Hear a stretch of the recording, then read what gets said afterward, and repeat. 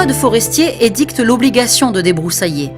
Cette réglementation s'applique aux terrains situés dans les bois, forêts, landes, maquis, garrigues, plantations et reboisements ou boisements linéaires d'une surface de plus de 4 hectares ayant une longueur minimale de 50 mètres, ainsi qu'aux terrains situés à moins de 200 mètres de ces espaces. La réglementation y définit des périmètres à débroussailler.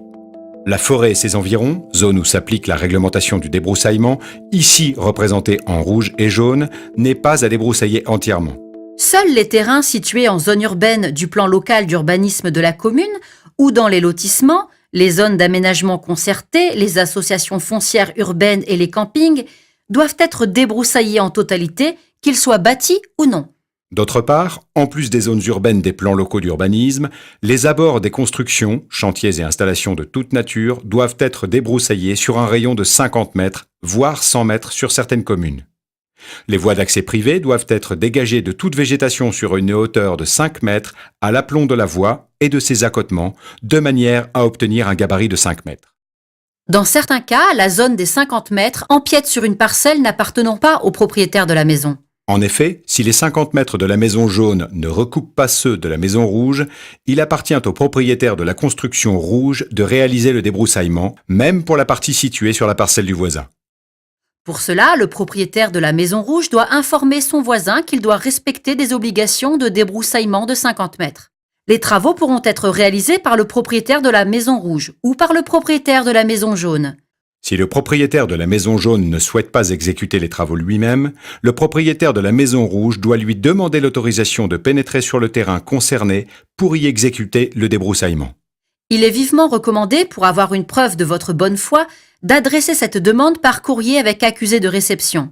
En cas de refus de votre voisin, de retour du courrier ou d'absence de réponse, il y a inversement de responsabilité. C'est votre voisin qui devient responsable du débroussaillement sur son terrain. Vous devez informer le maire afin qu'il pourvoie d'office aux travaux qui seront alors aux frais du voisin. En cas de débroussaillement sur le terrain d'autrui, le bois coupé appartient au propriétaire du terrain et non à celui qui a financé les travaux. 2 propriétaires peuvent avoir une zone commune à traiter. En zone de superposition, il est souhaitable d'essayer de réaliser les travaux de débroussaillement en commun avec les voisins. En cas de désaccord, la responsabilité du débroussaillement pèse sur le propriétaire le plus proche de la parcelle située en zone de superposition. Les parcelles construites situées dans une zone urbaine jouxtant une zone non urbaine combinent les obligations liées à ces 2 types de zones. Il faut alors débroussailler la totalité de la parcelle en zone urbaine, ainsi qu'un rayon de 50 mètres autour de la construction dans la partie non urbaine. Certaines communes possèdent un plan de prévention des risques d'incendie de forêt. Celui-ci peut délimiter d'autres zones à débroussailler en plus. Si le plan local d'urbanisme de votre commune indique que votre propriété est située en espace boisé classé, dans le cas de la réalisation des obligations légales de débroussaillement, un arrêté du préfet du Gard vous exonère de déclaration préalable de coupe en mairie. Aucune démarche supplémentaire n'est donc à effectuer.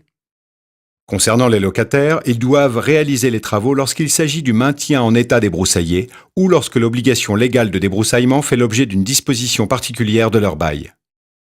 Parlons maintenant de sanctions.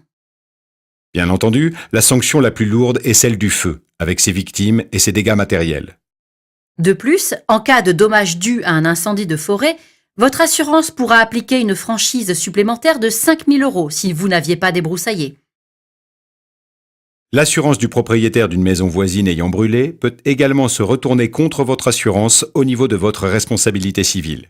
Pour éviter que certains propriétaires peu responsables fassent courir des risques à leurs familles et voisins, ainsi qu'aux sapeurs-pompiers en ne débroussaillant pas, la loi prévoit plusieurs sanctions.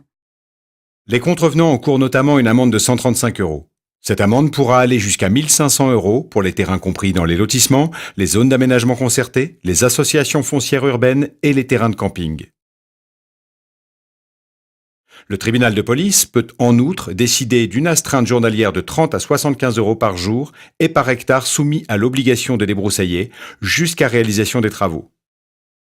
Les contrevenants encourent également une mise en demeure d'exécuter les travaux dans un délai qui ne peut être inférieur à 1 mois. Passé ce délai, si les intéressés n'ont pas exécuté les travaux, la commune les fait réaliser d'office puis leur refacture. En parallèle, des poursuites pénales peuvent être exercées par le tribunal correctionnel. Elles aboutissent à une amende pouvant atteindre 30 € par mètre carré non débroussaillé. Par exemple, pour une parcelle de 1500 m² située en zone urbaine, l'amende peut atteindre 45 000 €.